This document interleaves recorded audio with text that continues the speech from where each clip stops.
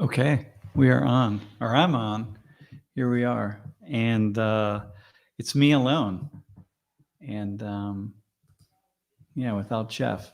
So I'm thinking that this is truly some office hours here. I'm going to get started over here. Hang on one second. I have to do one thing really fast. I just made a mistake and didn't get to this. Hey, so I just really want to do it as some office hours and really take some questions and some thoughts about where we've been, or what's going on, and what we're thinking about, and how classes are going. Because I'm really quite curious about how to think about where to go, what we're talking about, and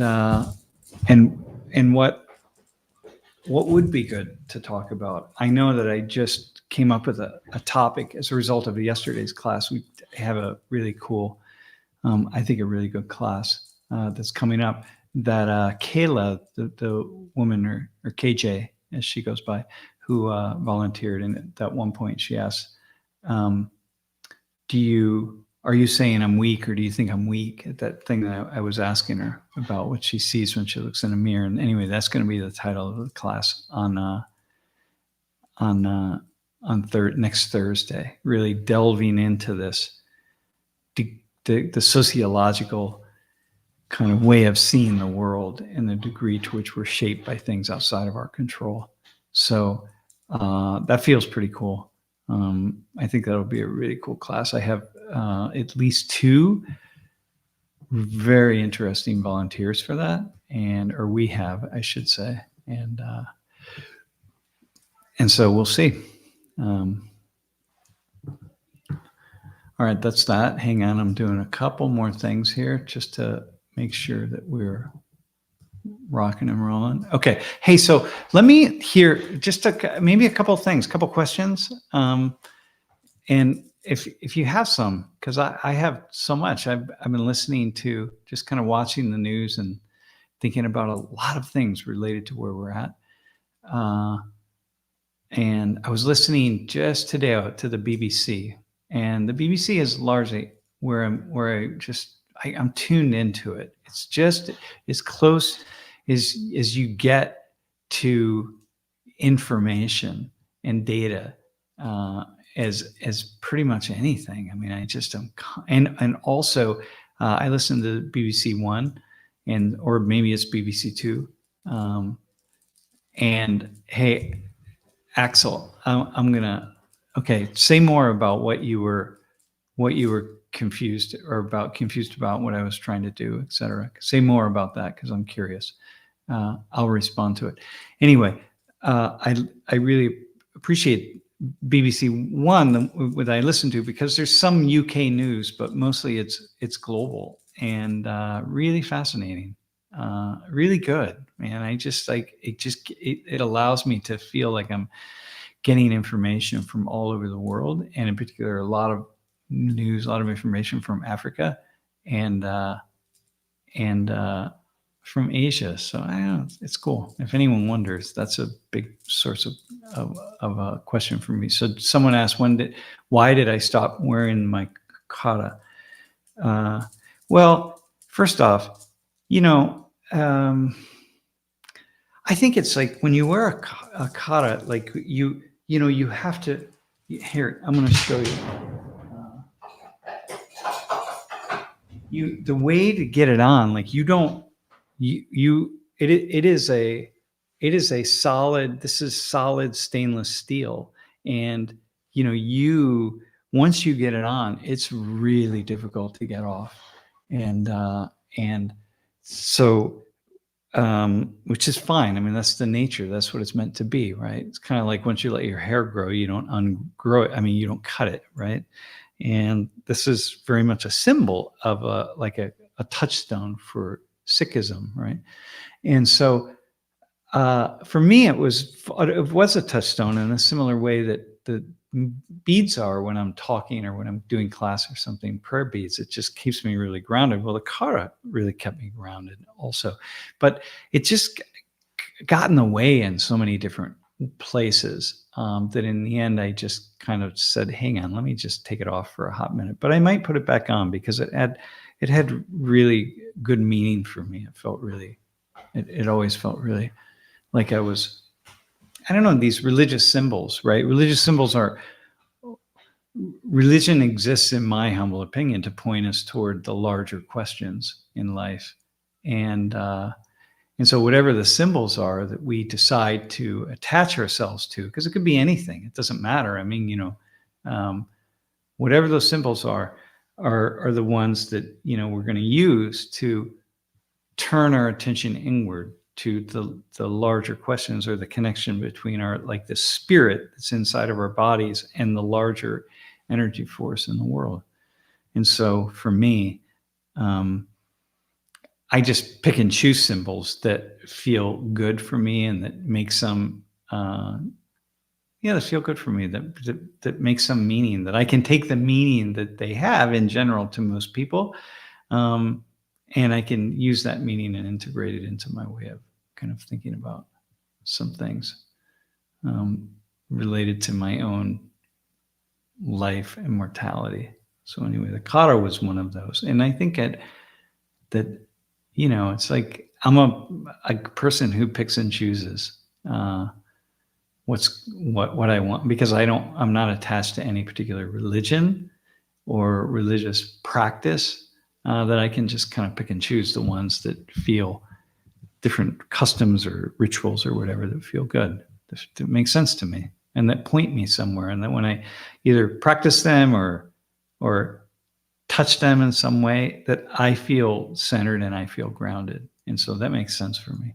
And it's probably not uncommon for somebody who's a sociologist to be, or who thinks like a sociologist, to be more like that. Yeah, it's harder to actually than to just pick something. Okay, so Stephen's saying, I learned something from that class about different Black communities. Yeah, I think, I feel like it's, the thing is, here in the United States, everywhere, right? We think about communities, right? We think about whatever the community is, we just group people together, right? The Russian community, the German community, the Black community, the Native American community, whatever it is, the white community, I don't know. And it's like, if we're not in those communities, if we're not really engaging ourselves in those communities, we're naturally going to be inclined to make the mistake of making sort of large generalizations of people in those communities, about people. And so, man, that's why the beauty for me, or the thing for me, is that of talking about this or being in this every single day, is that I stop myself from certain types of generalizations that I might trip up on otherwise. So so that's kind of cool. So was too much body text with people that knows what background is historically. Well, so the one thing that I touched on yesterday a little bit is, and I didn't get into it more, but because I wanted to kind of stay with this other conversation, but was about kind of genetic mutations and how it is that we started to have these different body types. And then, once a mutation occurs and it becomes a dominant mutation in a particular population group that's bounded geographically in some way. So you imagine like these, I'm looking at that map behind me and I'm imagining Homo sapiens kind of traveling around and breaking away from their own group and kind of reestablishing some groups, so that in some ways the DNA admixture of that particular group gets kind of locked down into a somewhat larger but yet bounded population of people. And like anything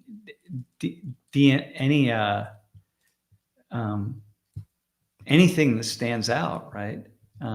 Any mutation that happens, like that puts like, like there's this kind of Polish, or like this, also like an Irish nose, where there's a little like a ball, like bulbous at the end. And it's not, all Irish people don't have that, but you really see it in Ireland. And you don't see it in lots of other places. I mean, there's certain types of faces that we really notice. And anyway, that's a genetic mutation, right? Along the way somewhere. And then in some like kind of population group that's relatively bounded, that mutation just reproduces itself over and over. And then it stays largely within that group. And in order for that mutation to escape that particular group, it like has to escape in some really, lots of things have to happen. And I'm not my, hang on, I have to do something here. Yeah. And so I'm not a geneticist, although I've been thinking about genetics or working with geneticists for the past 15 years.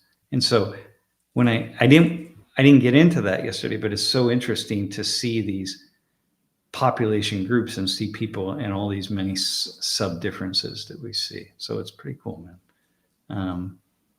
All right. Hey Steve, NHK News from Japan. I do that also sometimes. Okay, here. What also was shown is that there was, at least for a time, a kind of hegemonic culture influencing others. Is it sociologically possible to have society without such hierarchies? No. No, it's not. Every society, doesn't matter what the society is, there's going to be certain groups of people that rise to certain kinds of positions of power, and they just hold that power for one reason or another. It could be based on family or ancestry or something. It's going to be based on something. That's the nature of it. And so over time, things will move in that direction. So we can try to fight it. We can do our best, but that's what's going to happen. And so I think the thing, though, is we're in this period, and I think yesterday's class, I was really trying to push this without pushing it too hard. Is that, there is this white dominance and a white way of being. I'm not going to call it white supremacy, but there's white standards. And a lot of things come from the white standards, but now we're starting to break those standards. So the one question that I asked was what would have to happen, or what would we have to see in order for us to say, hey, there's a new race paradigm here. These white standards are no longer fully in play. And to what degree are they in play? But they're in play because people themselves who are subjected to the standards, okay, people not of the particular group, so people who are not white, who are subjected to these standards, to what degree are they in place because they themselves are holding them in place? And that's that's the question, right? Why, when is it that, and I think this is kind of the conversation that conservatives in the United States, people who identify as conservatives in the United States, are trying to push forward, which is, wait, at what point in time do Black people and brown people and people who are not white, or people who are poor, or people who are in the LGBT community, or whatever, people who are minoritized in some way, at what point in time are they responsible for saying, hey, I gotta stop thinking a certain way, or I should stop acting a certain way. Maybe I'm disempowering myself to say, hey, this is all being held in place by, white supremacy, let's say. And it's well, at what point is it being held in place by yourself? And I think that's a conversation that many people who are more conservative oriented are trying to push forward. And sometimes people do it with a sledgehammer and not a scalpel, because, and this is what I want to talk about in next Thursday, but it is true, but also what we have to acknowledge is that all of us are dealing with sociological factors and forces that are shaping us that we don't see, and that we're really fighting with that. And so so sure, people who are not white are reproducing the white standard, and then sometimes like going to be like pushing that off onto other people or blaming white people, when in fact some of the responsibility goes with themselves. But at the same time, that's some of the responsibility. It's just immensely complex. So anyway, that's my take on that. Okay, Eric, what's a conservative in 2024? I don't know, man. I don't know. And that's why I say a more conservative. Okay, so in 2024, someone who's more conservative is someone who's thinking, hey, individuals themselves have or should take more responsibility for their actions as opposed to focusing on things outside their control. So, hey, it's what's holding you back? What's keeping you from kind of climbing the ladder and moving forward? Is it how much of it is the system and things outside of your control, and how much it is just yourself not doing it? How much of it is other people, and how much of it is your own thinking that is the blockage, right? So a more conservative perspective is that one that says, hey, take power yourself, make the decision and move forward. And the more sociological perspective would say, okay, that's in play for sure. That's half of it. But there's another half in play that has to be acknowledged. And so for me, it's just a 50-50 thing. It's kind of like half and half. Everything is working together. So that would be my take on that. All right, man. All right, man. I'm looking at the question. Hang on. That's okay.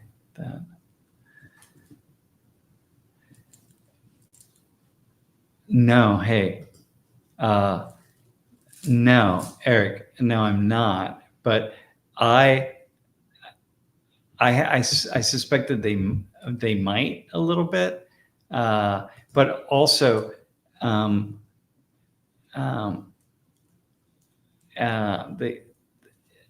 don't think they're. I don't. Hang on. I'm gonna investigate that. I think that some of what I see and I have seen in that video is just the opportunity to say, wait, hang on a second, man.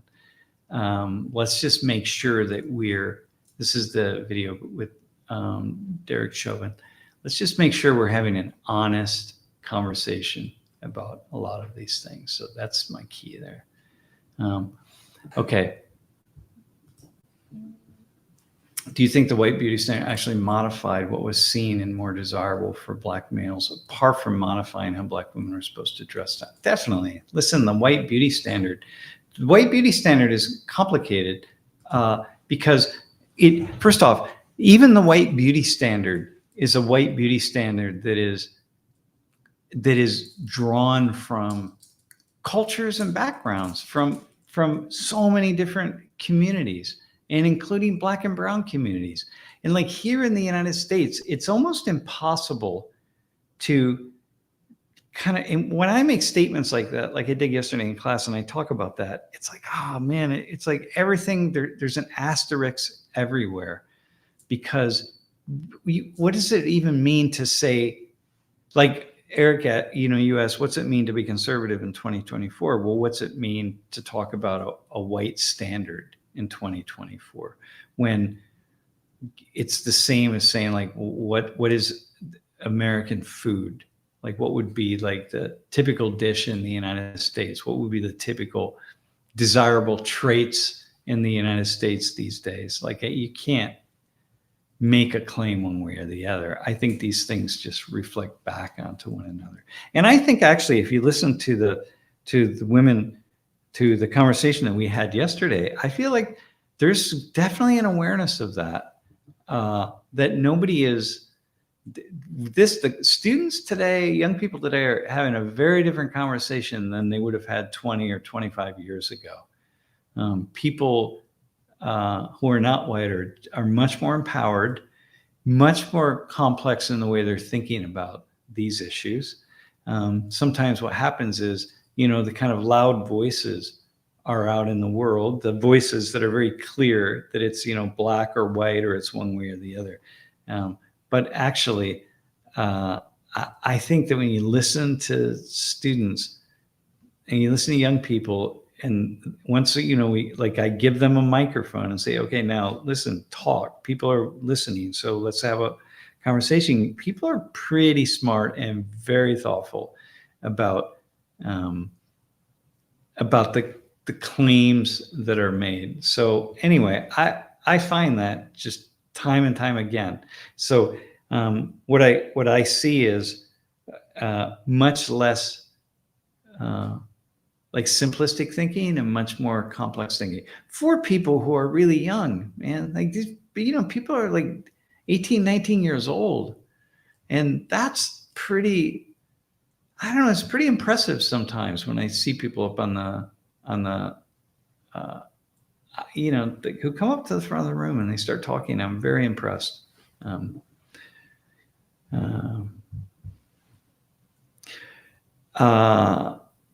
Okay. Yeah. Hang on.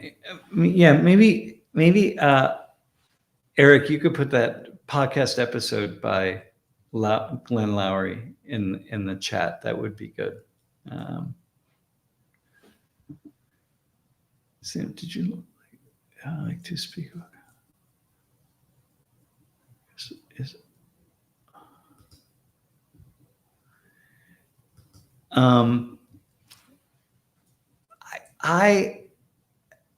I think that I'm not sure.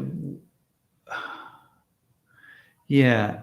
Okay. So here, I have some thoughts on this. One thing that we're historically, okay. So Axel,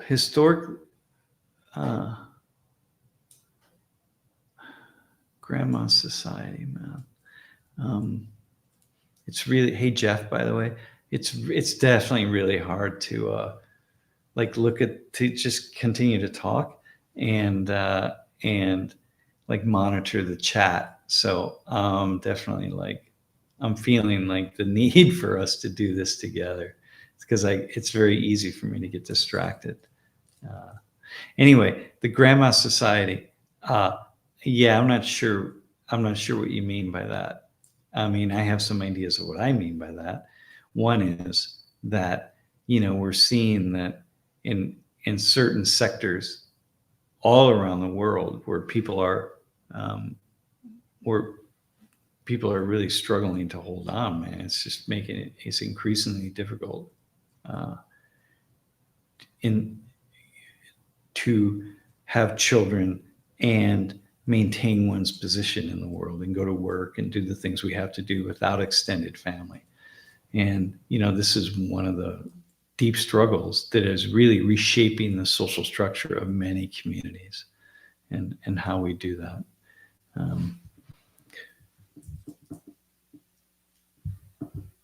Okay, so here, hang on, let me respond to this. Jeff, regarding younger culture, in your opinion, there's a lack of a certain amount of stoic logic or wisdom. Emotions rule today. Well, lacking the necessary thought to justify it. Okay, so yeah, I would agree with you, except that I think that's not so much younger culture, but I mean, it is to agree, but it's where that culture surfaces, and where that culture surfaces is, and where we see it very often.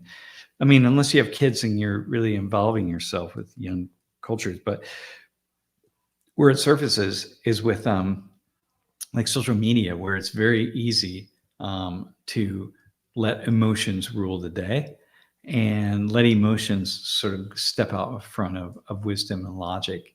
And what I see, this is the thing that I think is so valuable about bringing students up in my class, is that I really see the beauty in the logic, or the beauty of the logic, right? Like, the people are really setting some of those emotions aside. I mean, once in a while someone lets something out, but mostly it's pretty thoughtful. Whereas like in social media, it's so easy to just make these quick responses based on, our emotions. Last night I listened to the opening monologue from Jon Stewart from his first show. I guess it's been 9 years since he's been on. So Lori and I, my wife and I, just listened to it. Like, okay, let's see what he does. Okay, well, he picked back up where he left off 9 years ago.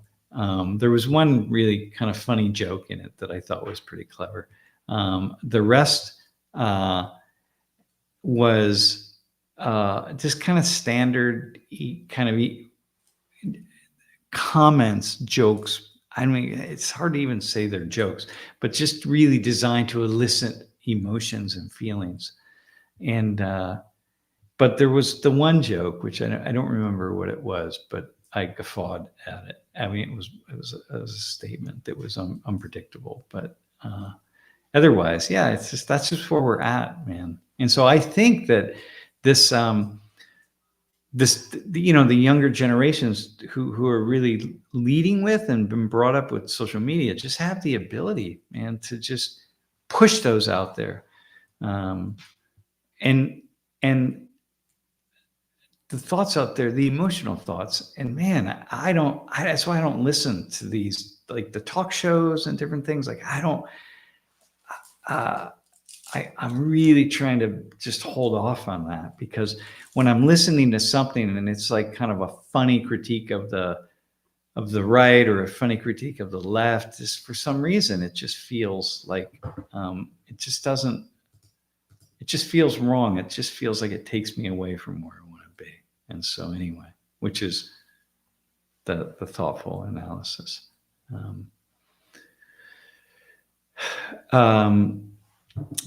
So actually, JG, I want to respond to this. I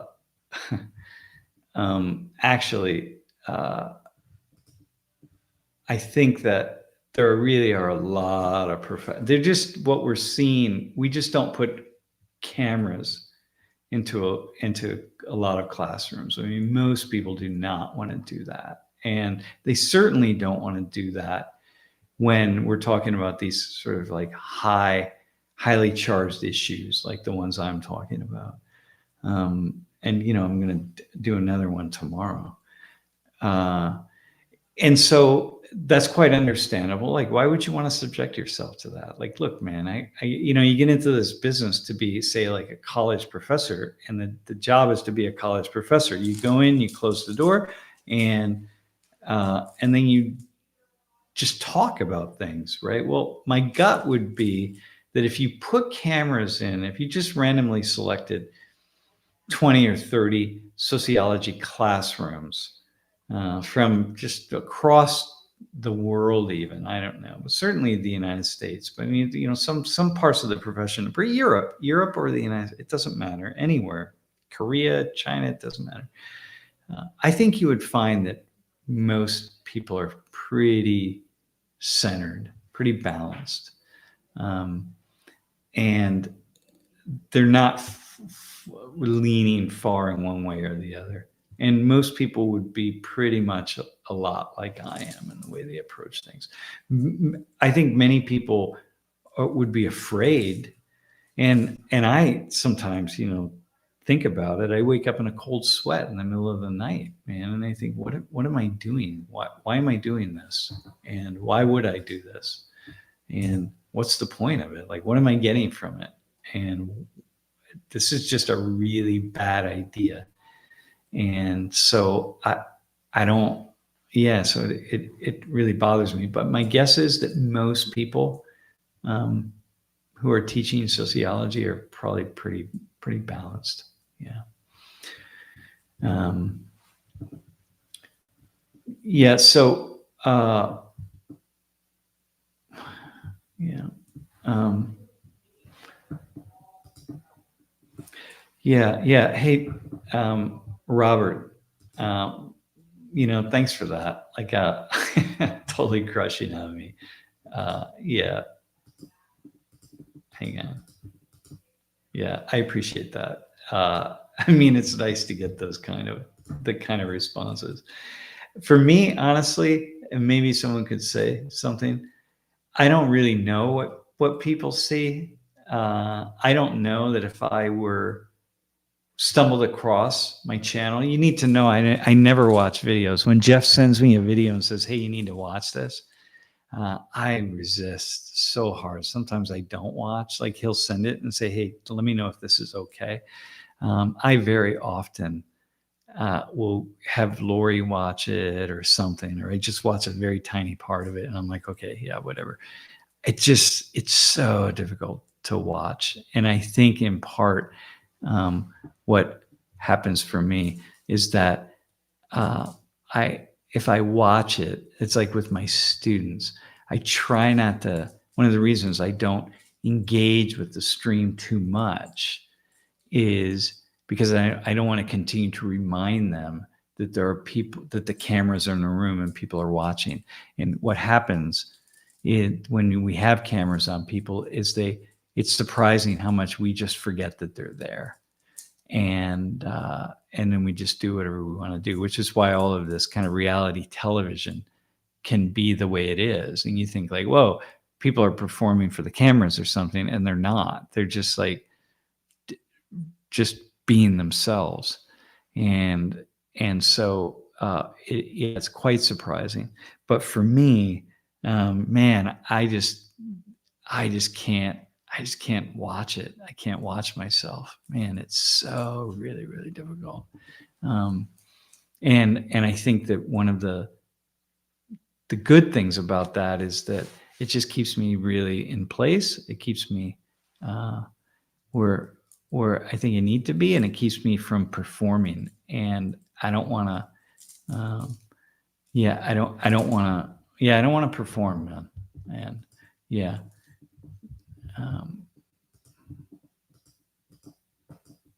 So Hunter Biden, dude, you started streaming your class this semester, and you limit how much you engage with the stream, so your students kind of forget. Yeah, that's what has to happen. And my students, some of them by now, I mean, they know if they're volunteering by now at this stage and sort of in the process. We've been doing this for so long that people sometimes they take the class because they want to be on the stream. They want to have the opportunity, right? So I was speaking just earlier today with one of my students about volunteering, and he said, I was asking him to volunteer, and he said, I've been thinking about this, and he said, I've never had the opportunity to talk about this particular issue that we're going to talk about in my life. And I may never have the opportunity again to speak to a larger audience. And he said, so yeah, I'm going to take that opportunity. Like, I really want to do it.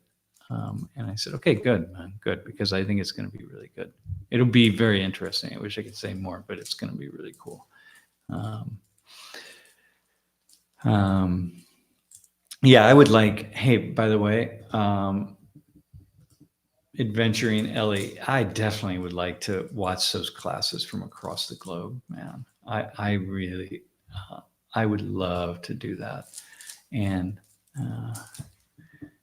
yeah, and in fact, one of the things that I do when I travel often is go to places to go to classrooms in different places. And I love, if I'm invited to speak somewhere, one of the things I often want to do is just go into a classroom and not be the center of attention. I just want to observe the class and see how people are and see how students are. It's so fascinating. What do I think about the Tucker Carlson interview with Vladimir Putin? Well, listen, man, the part of that interview that in some way was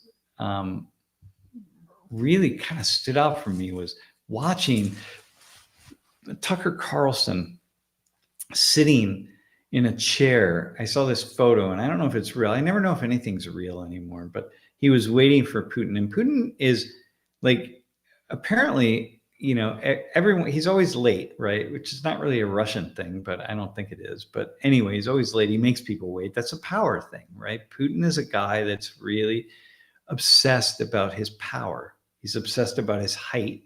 He's obsessed about his power.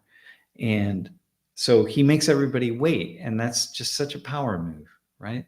And people who are really comfortable with themselves, like, wouldn't do that.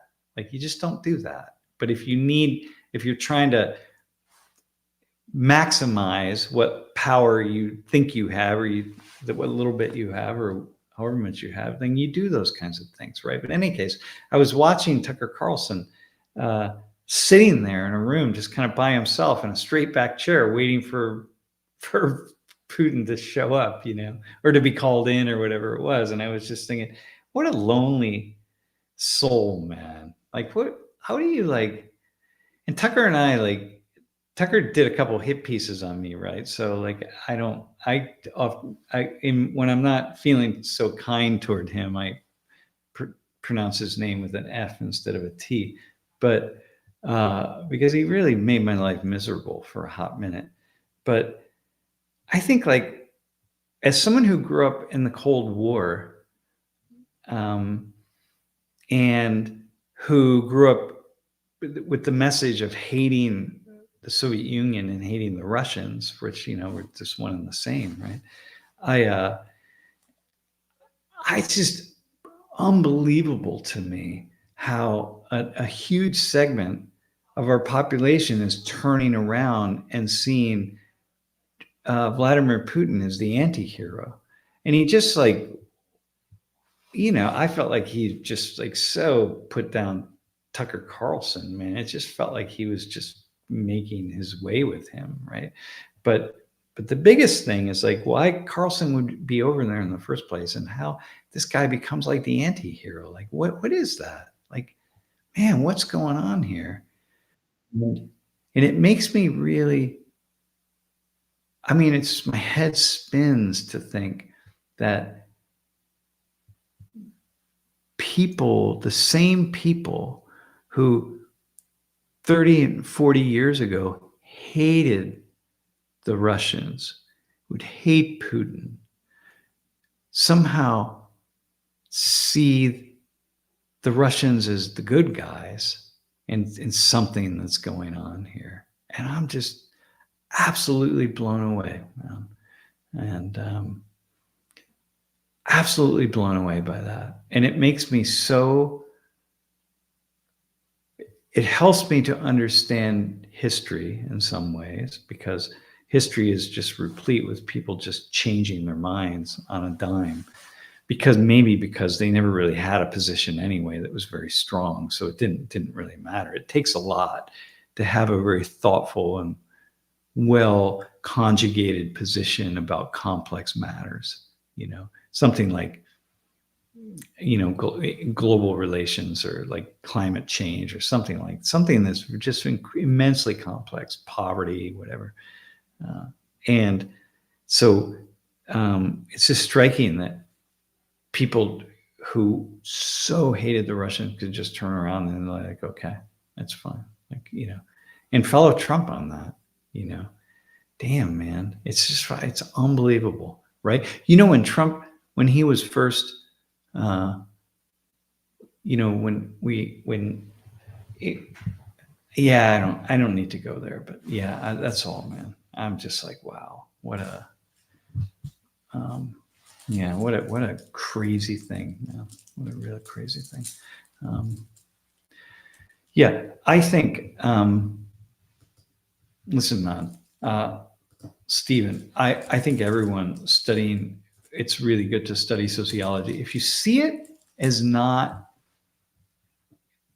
leftist, if you see sociology as this field of pointing to invisible forces that are shaping us, like, why wouldn't you want to study that? Like, what could possibly be more fascinating than to try to discover the ways in which my behavior and my thinking is being shaped by things that I don't see, but it's being shaped by things that are held in place by the social institutions and the social systems and the groups with which I'm a part. And like, why wouldn't I want to do that? Because why wouldn't I want to know? The only way I'm ever going to be able to really shift my thinking or understand myself is to discover what those forces are. So that's the sociology pieces. Yeah.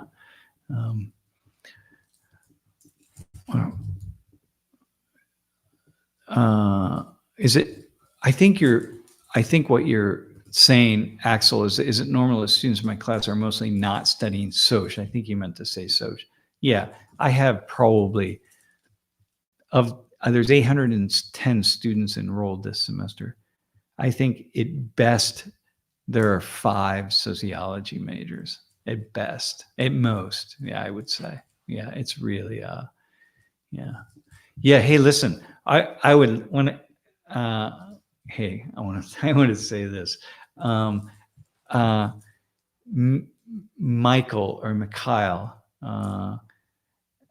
I'll assume Michael. Hey, we were actually Lori and I were in the Netherlands 2 years ago because we were visiting our Afghan team that's in Gouda, and we'll probably be back in the next year or so. I would love to do a class in the Netherlands. So yeah, when we come over there. So if you have any thoughts, a way to make that happen, definitely let me know. I would love to do that. Yeah. Okay, so here, man, back to Hunter's laptops. Any thoughts on trying to remain neutral as a sociologist versus the desire to let your students know how you feel about important issues? Well, man, I'm curious about how you do this, but I think I'm at this point in time, I'm almost militant about being neutral. I'm almost militant about it. And what I find is that the students, just my students, not anybody else who's not in the classroom, but they've come to rely on me to see me, to have they come to rely on the trust that they build up in the class and with me, and they're willing to go to places with me because and have the kinds of conversations like the conversation we had yesterday, because there's a trust that I'm not going to throw people or ideas or things under the bus, okay, so to speak. And then I'm going to allow us to put anything on the table and not say like, hey, one thing is right or one thing is wrong, or like, so the whole class is built around that trust. And even when I put out these days, right, that hasn't always been the case. That I could not be neutral and it didn't matter with students. But now, in order for students to really have conversations and really thoughtful conversations, right, for themselves, to not just say the first thing that's on their mind or speak with the narrative that they walk around with, in order for them to have the trust that they need to actually be vulnerable and put themselves out there, I have to never step off the high wire, so to speak, right? Like I have to, at every moment, this is what I'm seeing, right? I have to, at every moment, be open to any particular idea. And that's a very difficult thing to do when I'm not open to every single idea. I mean, there are just certain things that I'm just like, yeah, I'll entertain a lot of different things, but there are a few things that I'll entertain most everything, right? But there are some things that I'm not really going to entertain too much. And so, but I have to be militant about my ability to hold that middle ground. Yeah. And I am, right? I've become militant about it. And so anyway, to be neutral. So there you go. That's just it, man. I just have to be. And I don't care that people maybe criticize me because they think I should take some position or another position, because it's both. The criticism happens in multiple ways. Like I should say X, Y, or Z in the classroom. It doesn't matter to me. I have to just withstand that kind of criticism and just move forward, because it just doesn't matter. Stephen, a lot of misinformation, but that's just par for the course. And with Putin, man, I mean, it's a par for the course with Tucker Carlson. It's par for the course with Biden, with Trump, with whatever. There's a lot of misinformation. So I just, just accept that. And it's really, it's hard sometimes to watch those things. I can watch just little snippets and kind of hold it in place to say, okay, I kind of see what's going on there. But man, life is just passing so fast.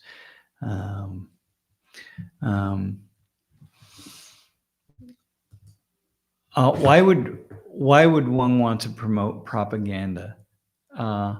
This is my question a lot, Eric. Why? Except I guess that you believe the propaganda is going to get people closer to the version of the truth that you have and you think the world should have. And then I guess there's a reason to promote some kind of propaganda. But otherwise, I don't know, man. And I think that's maybe one of the the cool things about being an academic, or like for me, for example, is that I'm really am after the truth, man. I'm trying to get to the truth. So I don't need propaganda, because I'm not trying to change the world. And in part, I'm not trying to change. I was in the earlier part of my career, I had the idea that I could have an impact, until over and over again, I was shown that what I was saying in the classroom had no impact at all on people's behavior, the behavior of my students. I mean, I would say maybe I had an impact on 1% of their behavior. So then I thought, well, why am I trying to push people? Why am I teaching in a way to try to push people to behave in a certain way? Number one, that I don't even know is the best way to behave. But number two, that kind of thing takes a lot of energy out of somebody if you're teaching like that.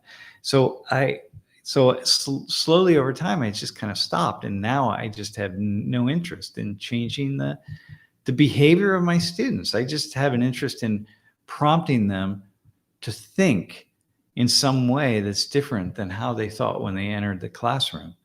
Just drop a simple question into their minds, or two or three, or whatever the case is, and then let those questions just incubate and move out into the world and have some kind of impact on their lives, knowing that the impact is going to be really small, like infinitesimally small. And so that's okay. Yeah, that's all right, man. I don't, so there's no propaganda for me.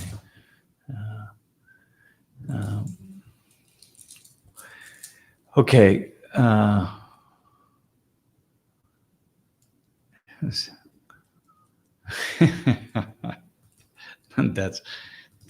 That's very funny, man. The power of sociology compels you. Yeah. I don't know. I don't understand. I think, like, when I'm going to go back to Tucker Carlson. I think the guy, it seems to me he's trying to rebrand himself with some kind of online show. And so, the way to have power and the way to make money is just to keep having your face in the media somehow and have people talk about you. And so it seems to me then that people have to take strong opinions. They have to do things that are really sort of outside the lines, outside the box of whatever people would expect them to do, and do like really kind of freakish things, which is like, reality television, right? Although we've seemed to have gotten kind of bored with that. And so let's go have an interview with Putin. But I mean, like, man, you just go have an interview and you just get used, and he just washes the floor with you. It's almost embarrassing, right? No, it is embarrassing. So for me, I don't ever see myself doing anything like that. Like, I have no interest in, first off, gaining power and making money. It's not in the cards, and it's probably never in the cards for me, because it's just not it's just not what seems to be the case for me. I remember, and Joseph Campbell said, the comparative mythology, Jungian comparative mythologist, said, he was talking about money, and he said, he was talking to his students, and he would tell them, if money is meant to come to you, then money will come to you. And if it's not, then don't chase after it. You might be chasing after something that just is not supposed to be part of your life. And I think for me, I learned that, and maybe about like kind of 10 years ago, I finally got the final lesson. It's like, man, Sam, you're never supposed to be rich. It's just not, it's not it. There were all these doors that may have opened in one way or another. And so when I think about like this channel, even, I don't ever have any expectation or thought that it will grow much beyond what it is, because it's not I don't think it's what's supposed to be. I don't think it's in the cards. I don't think it's just in my sort of my fate, so to speak. So anyway, that's my take on that. Yeah. Yeah, I think that, so this, this is kind of an interesting question, because sometimes what I do is I look up academics from different disciplines whose work has been translated into English in some way. So fairly recently, I was reading some work by a Kenyan sociologist who's not particularly well known.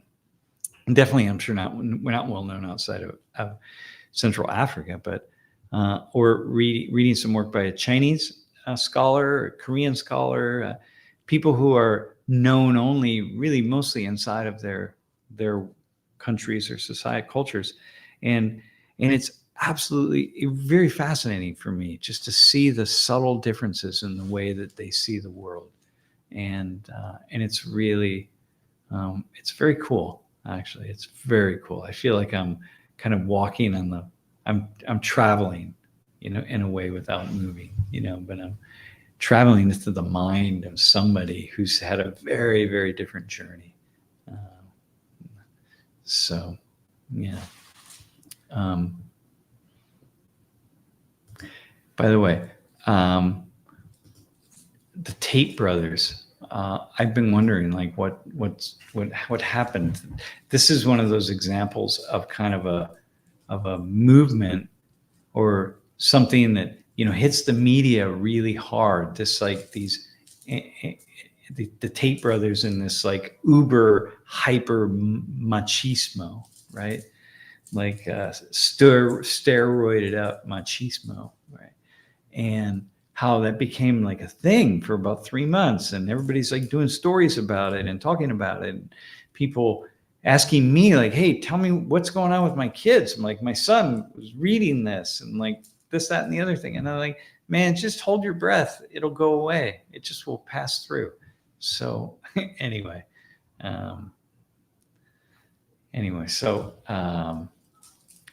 hey, any other sociologists? Can I be, to be honest with you, I don't read sociologists. I almost have stopped entirely reading anybody who's analyzing anything. I read data and I read stories. And what I found is that this isn't, I think I would be wise to read how other people dissect the world. It'd probably be good for me, but I don't. And just like I don't talk about other theories or people or scholars and stuff in my class. I don't read people in my spare time. And in large part, I don't do that simply because at this point in my life, I just want to tell my own story to myself. And I just happen to have a classroom where I can also tell it to other people. And some people will listen. It's just like if there was nobody on the stream, if nobody was logged in, I just wouldn't come on and talk.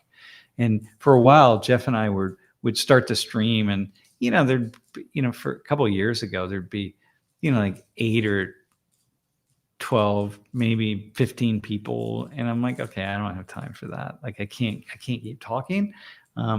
Sometimes I'll just have ideas and I'll talk to my wife, and after 10 minutes or so, she'll be like, all right, dude, okay, enough, right? But sometimes I will just sit in my room here and just think to myself. And sometimes I'll even talk to myself just because I want to talk through certain ideas. But that's it, man. It's just, I look at it like I was just reading before we came on about crude oil, and how the U.S. is now the largest producer of oil in the world. And, we've outpaced the Saudis and the Russians and so on. But why, why is it that we import so much oil?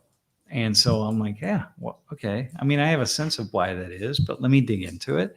And then I'm looking at the data, like who's producing the oil, and is it like sweet crude or heavy crude? And then I'm looking at the data over time, like starting in 1990, and I'm looking at which countries are going up and leading and down and so on. And like, I want to take that story and I want to tell it. I want to understand it myself, right? So, well, then I just expand that out to the world, to the social world, and I just want to try to figure it out. So I don't want someone to tell me what they think. I mean, I do.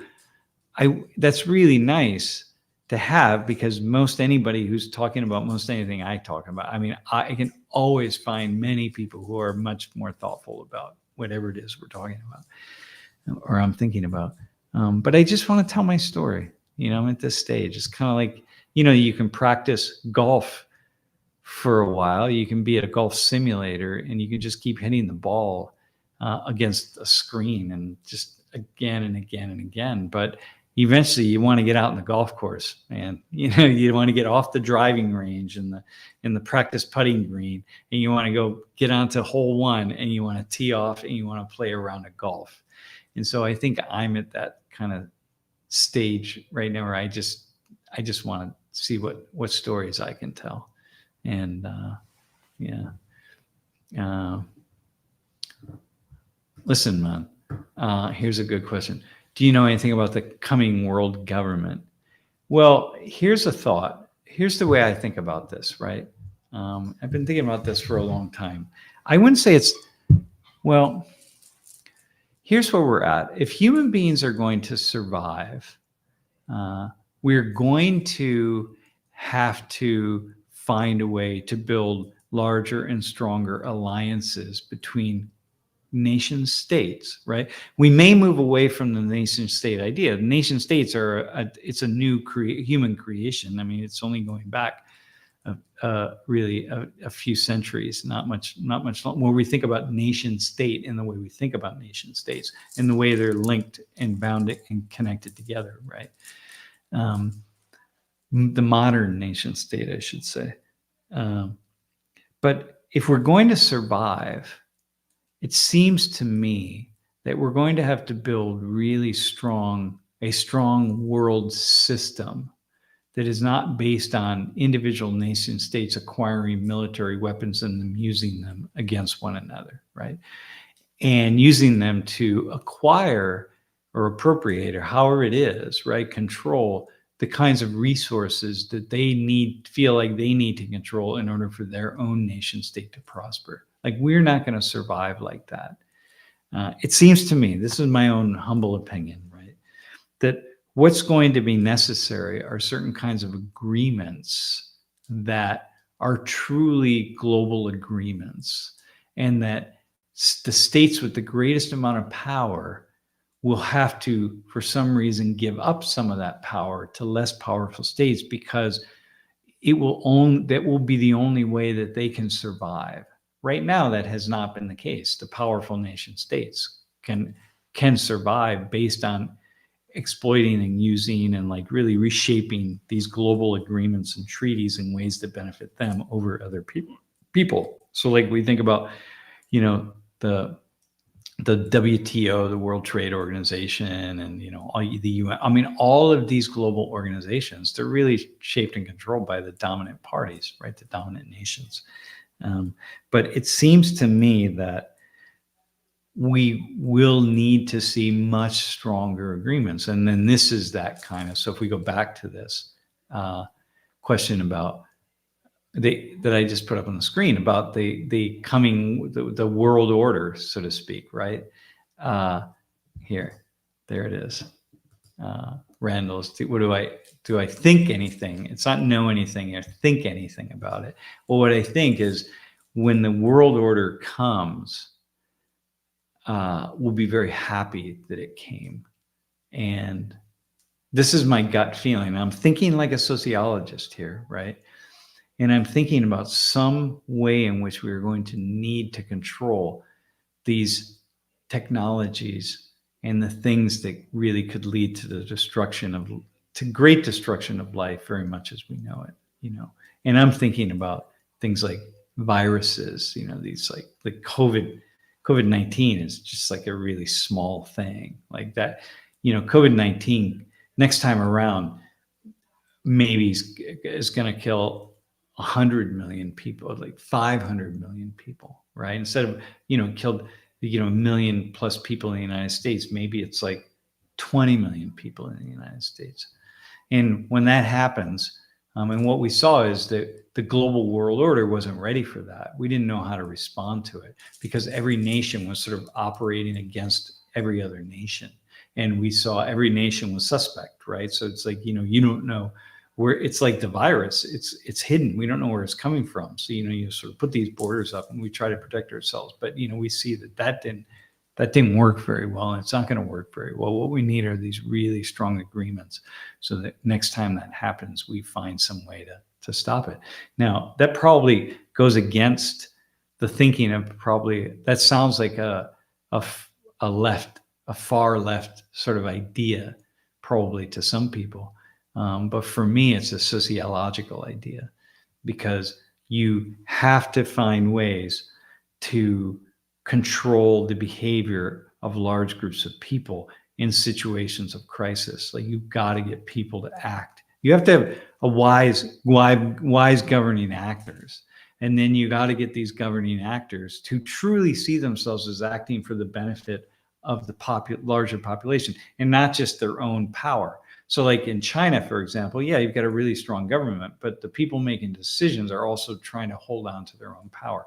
And it may be impossible for that to ever happen. I can't imagine a large nation state in which there are people who are in control, who are truly acting. They have power and they're truly acting for the benefit of the larger populace and not just to sustain their own position. I mean, obviously, they will have to sustain their own position to a degree, but in any case, it sounds like probably a far left idea. But listen, the world is not. We live in a global world now. This is not what it was 100 years ago, and you know, whether it's viruses or nuclear weapons or any number of other things, it's like the global the economic system, like the ways in which, you know, we really could see a collapse of as a result of, you know, computer viruses and so on, right? I mean, any number of things. Like, my God, we need the kind of agreements that will allow us to sustain ourselves. So anyway, probably this is my take, is when the global world system comes, it's as likely as not to be one that people like me who don't want to be controlled by other people would nonetheless welcome, because the alternative is chaos and general social and political and economic breakdown. complete breakdown. And like, that's probably a pretty bad idea. That would make for a very bleak life that I really don't want to be part of. I was having a buddy with my, yeah, here. Hang on. I want to go to Zach. You just said something here. Man, I'm passing up a whole ton of I just want to, yeah. What I'm advocating is essentially benevolence. Like, humans are rarely benevolent. Well, I don't know that humans are mostly benevolent. Okay. Humans are, in our day-to-day act, this is like with the police, right? I was having this conversation. I'm having in class when I talk about the police, right? The police actions aren't the ones that you see on the videos, right? The police actions are the ones that we tally up day after day after day. And so the estimate is, like, the FBI estimates are about like 50 million contacts between police and civilians or citizens. But actually, I was talking to somebody else who studies this, and they said, well, it's probably actually more like 70 to 80 million. Okay, well, those are all police contacts. So not just the ones that we see, right? And wait, hang on. Oh, Eric. Okay, hang on. I'm going to put that back up. But so what we don't see are the ones that are going to stand out are the ones, the really truly benevolent ones, where it's like a video of police showing up because some kids are on the street making noise and they're playing basketball, and the police show up and they get the basketball and they challenge them to a game of basketball. It's like, oh, that's really nice, right? Or something really bad. But what we don't say are just the millions upon millions that are just happening, that are just, okay, it's fine. This is what police doing, what police are supposed to do, right? Well, same with benevolence. Human beings, the vast majority of the actions of the vast majority of human beings, and when I say vast majority of actions, I mean like 99.9% are benevolent. When I'm driving down the street and I'm driving the speed limit, it's benevolent. When I'm at the gym and somebody drops a piece of paper out of their pocket and I pick it up quickly and I'm going to hand it to them and I realize, oh, it's just a crumpled up Post-it note, and I throw it away, that's benevolence. And I haven't done anything today that has not been a benevolent action. And I think that's probably true with everybody who's listening. And so therefore, it's like, no, human beings are by nature benevolent. We're by nature good.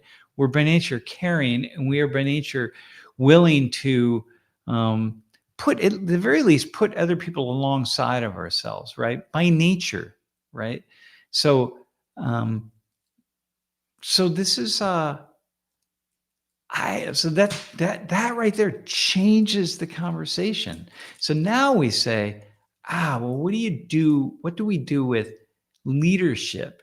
Because now we have a different problem, right? So when we talk about the global leadership, by the time we get to a place where we need a global world system, we probably need a global world system. And, again, I'm thinking like a sociologist. That's it.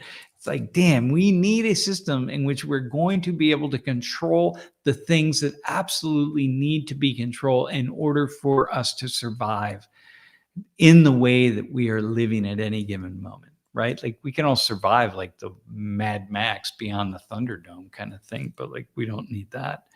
And so, that's just a thought. It could be a global world system where it's just like totalitarian governments just take off and they just destroy everything and destroy people and they just take over. Okay, that's also true. But that's probably less likely to happen, to be honest, that it's going to be just these malevolent characters who scheme and use power and force to just take over everything. It's probably going to be just more like a creeping surrealism, if I could say it like that, that just kind of slowly, it's like, okay, we got this, it's in place, and here we go. So anyway, that's my thought. It may be that it just can't happen.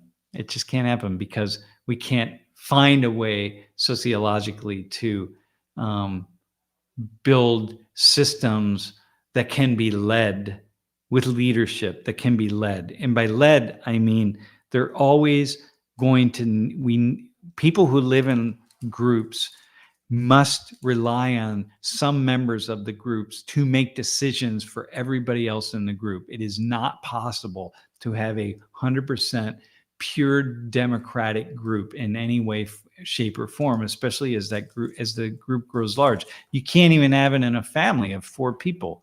So like, how are you going to have it in a society with hundreds or thousands or millions?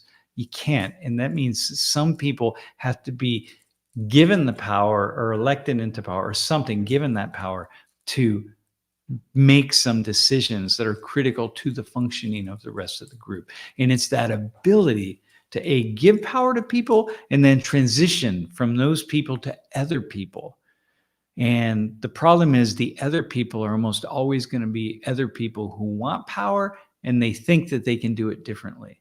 And that's the struggle here. And it may be that human beings will never be able to do that, in which case everything that I'm saying is just throw it out the window, because it won't matter.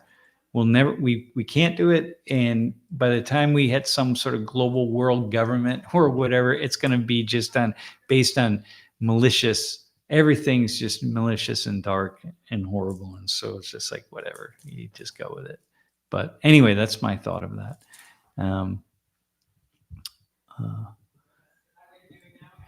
All right, man. I got to go back.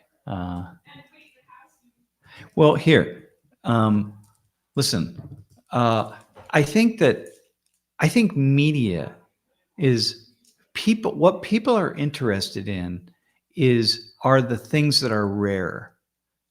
We want to know the risks, right? I mean, this is human beings living life, right? We want to know risk. I want to know that, I'm living every day with the idea that I'm in this body, and at any moment I could be outside of this body. And so I'm doing things in my life to sustain myself in this place and have a certain amount of comfort that I would like to have, and have certain things that I would like to have. And so, in order to do that, then kind of ingrained in living is sort of this assessment of risk and what is and is not going to be a threat to my ability to continue living in the way that I'm living. And so what's the media do?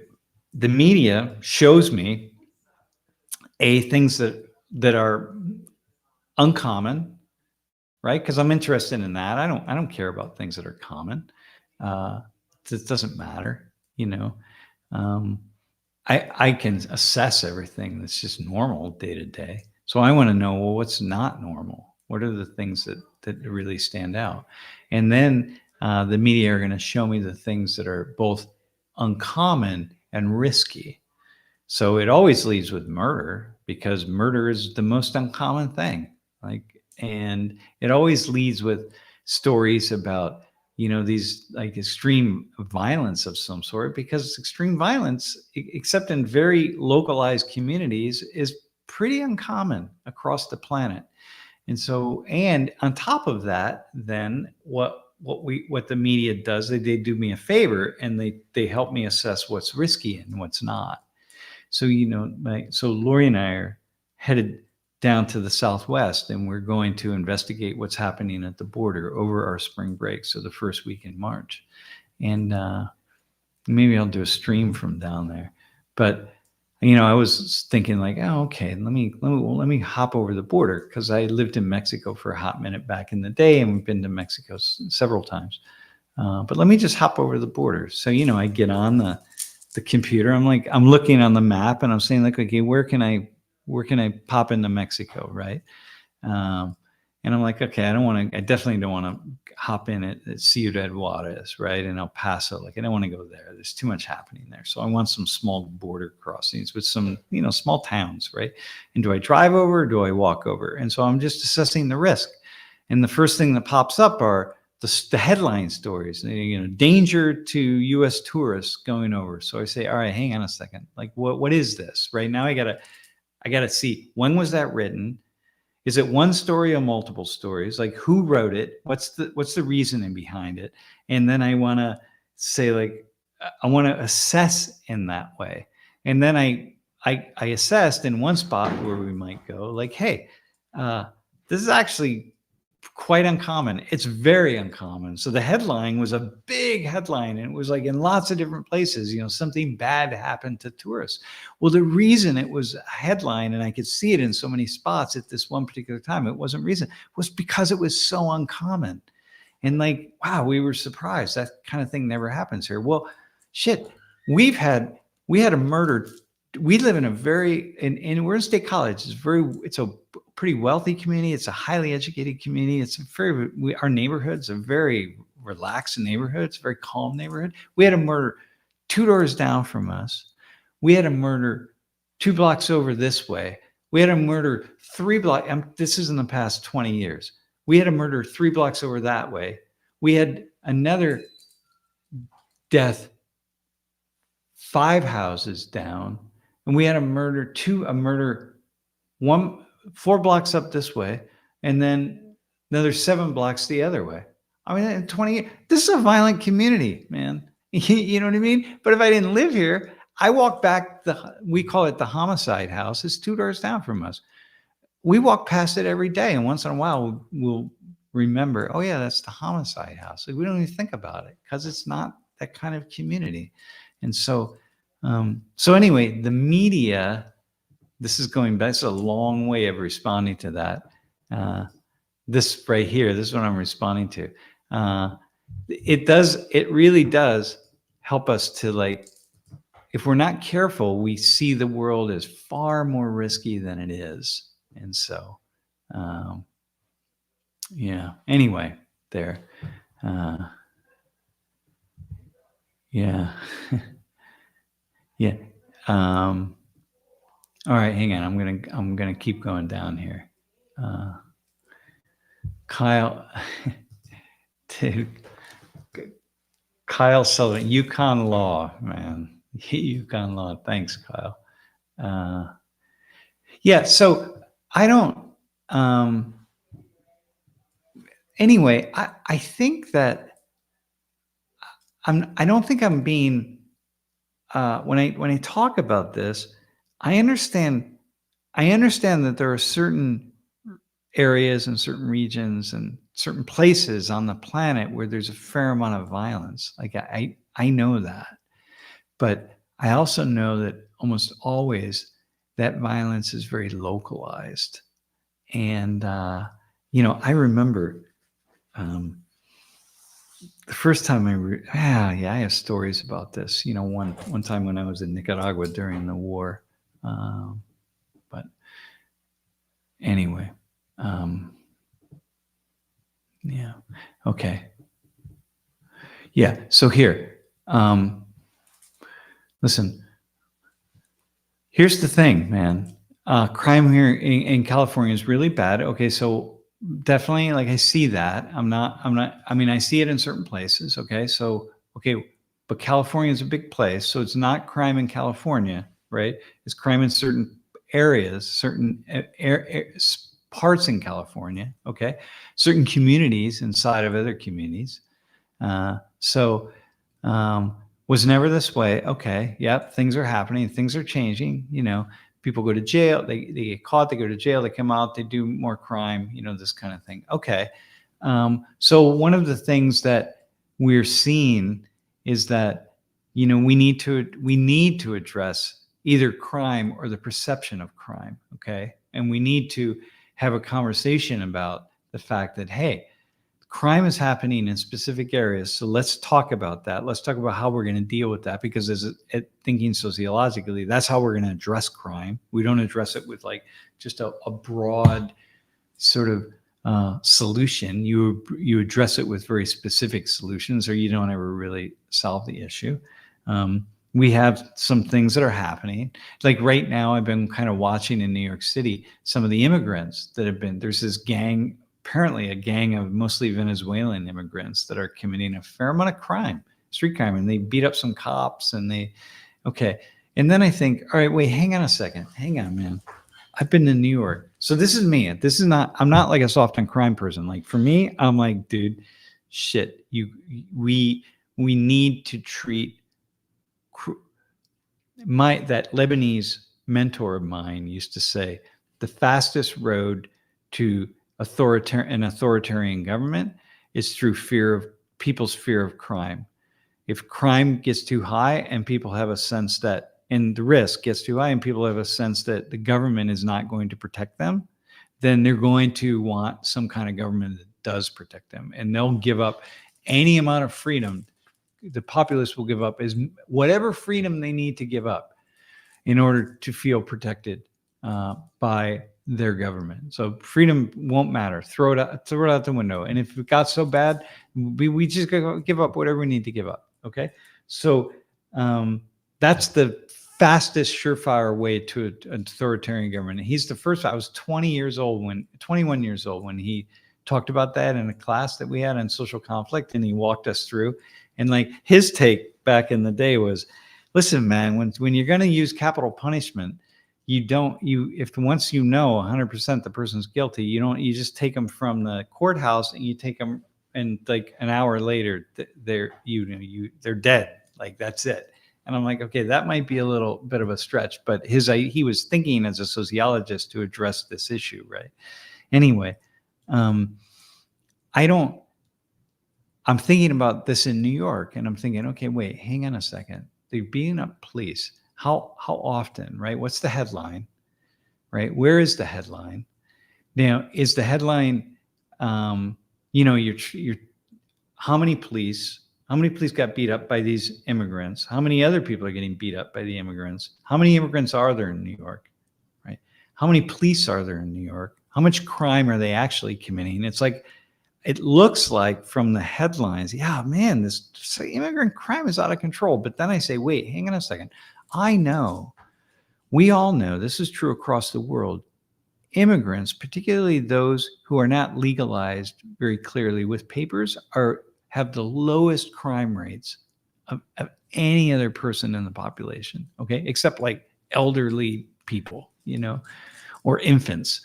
And so, but of any demographic group, immigrants tend to have the lowest crime rates because, well, it's obvious why they would have the lowest crime rates, man, because they want to stay, they want to survive unless they're mentally ill or something, And so, all right, so now I start with that, like, wait, so let me look at this crime wave, this crime spree that's being committed by these immigrants that Biden let in, right? Then I say like, oh, okay, hang on.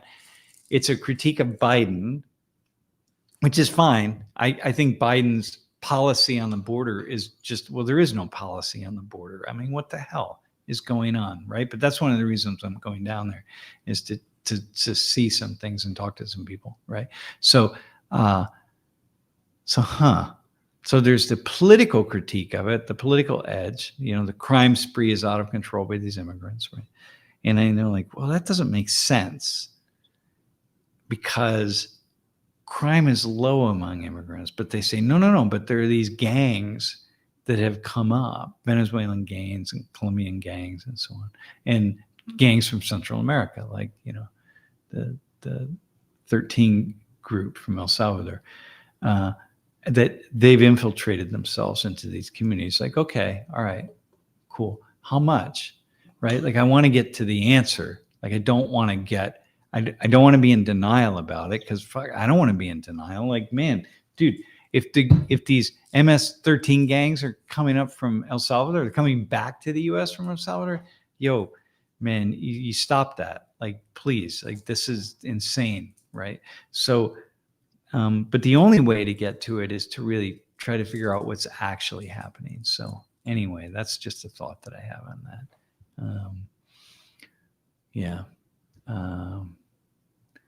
So anyway, this goes back up to you. Noah's athletic. That's not to say it's not bad. It's not to say that there aren't places, not bad compared to what it was. It's not to say that, wow, we need to really get on top of this. It's to say, okay, all that, I'll buy that, but let's be really clear about what it is that we're saying. You know what I mean? So anyway, that's just a thought.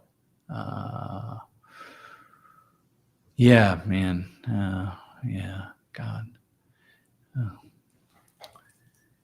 Okay. Yeah. But you know what? Here, I want to do this. So I was in South Side of Chicago. I was in Alex.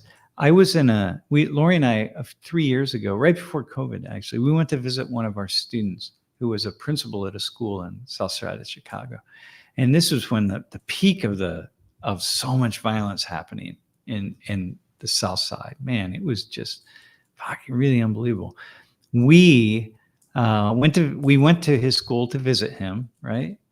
And we took a taxi to the school, and we get out, we meet him, and we go in and we go around the school. And when school lets out, he said, come down and watch how we let students out.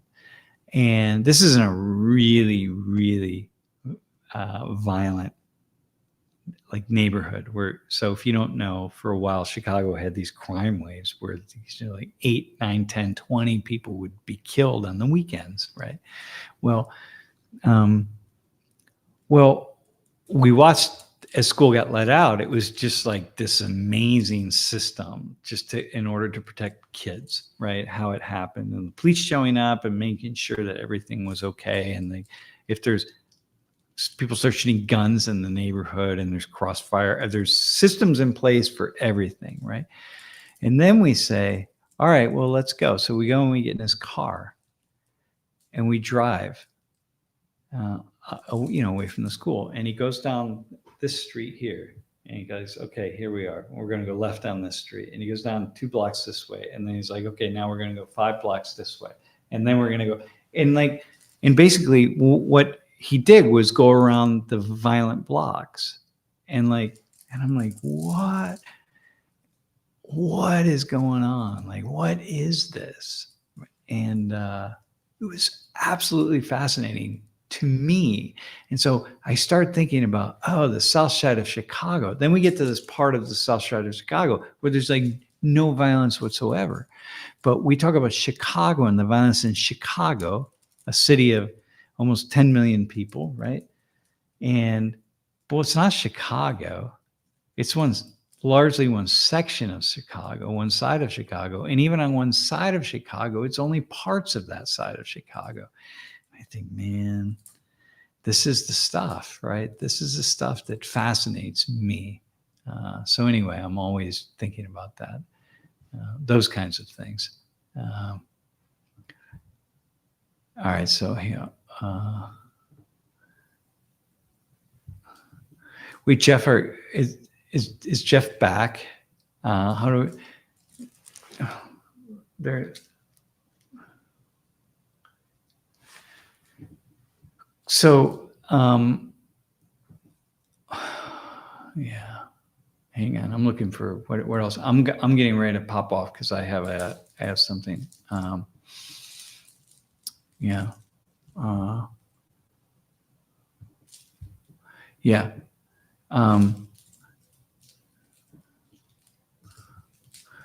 What do I think is the reason behind opening the border?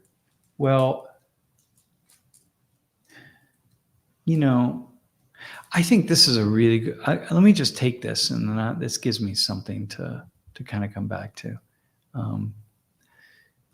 First off,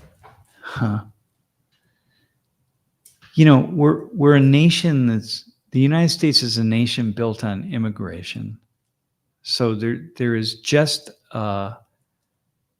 it's almost like in the ethos of the United States to not easily turn away immigrants. Okay, it's in the ethos. It's just part of what this nation is. And I'm not disregarding the indigenous peoples who are already here. I'm not disregarding the immigrants who didn't come here by choice, i.e. immigrant from Africa. But there's almost like it's in the ethos. So it's difficult to say, and even most people who are against immigration or struggling with immigration, they're not struggling with immigration per se, they're struggling with undocumented immigration.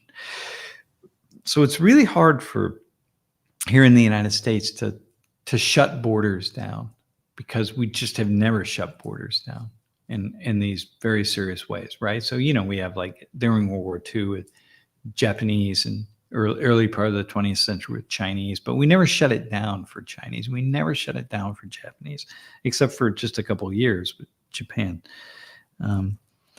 So you have to start there, that we're a nation built on with immigrants, by immigrants, and for immigrants. So it's like, okay, it's very difficult to do that. We're also a nation that's built on getting inexpensive labor and cheap labor that often comes from immigrants, right? So we are like we're a nation where labor has never been very strong. Labor unions and labor, except for a couple decades, it's never been very strong. And so that means business has been largely defining so many of our social policies, including immigration. So, especially once people started to leave the fields and leave land in rural areas and sort of go away from agricultural work, well, we need people to do the agricultural work. And then as factories start to globalize and unions lose their power, and then different factors, if we want to bring some of the manufacturing and production back up here in the United States, then, we have to have inexpensive labor, because how else are you going to be able to buy factory farm chicken for, $4.99 a pound if you don't have someone making just a very small amount of money who's just doing the back-breaking work to cut up the chicken so that you can get it in your supermarket, buy it at $4.99 a pound. So therefore, we need immigrants to do that. And so historically speaking, to a great degree, business and the needs for labor have shaped our immigration policy. When we need labor, we open the gates up a little wider, and when we don't need labor, we close them. And so the government, we have the idea that, it's the government's making this decision, and business is making the decision, largely in association with government. So that's kind of how you have to start there, that there are a lot of very complex factors and forces coming into play. But why don't we now? Well, what I think is you have like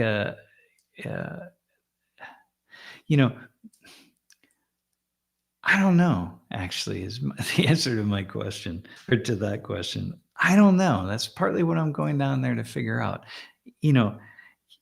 Immigration, even undocumented immigration, it's a release valve. There's a safety valve argument, right? Immigrants send home a lot of money.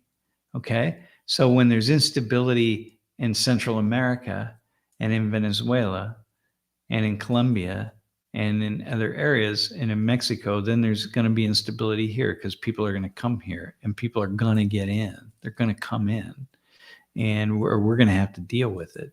And it's very so there's the foreign aid piece, right?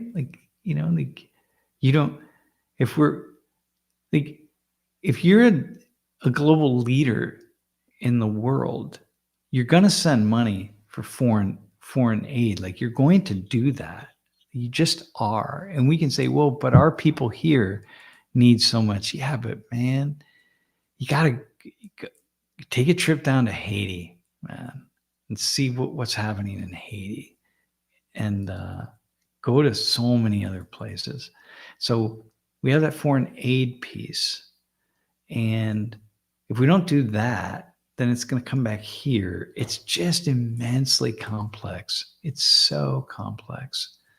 So, yeah, that's an answer. Yeah. It's humanitarian crisis. It really is humanitarian crisis. Yeah.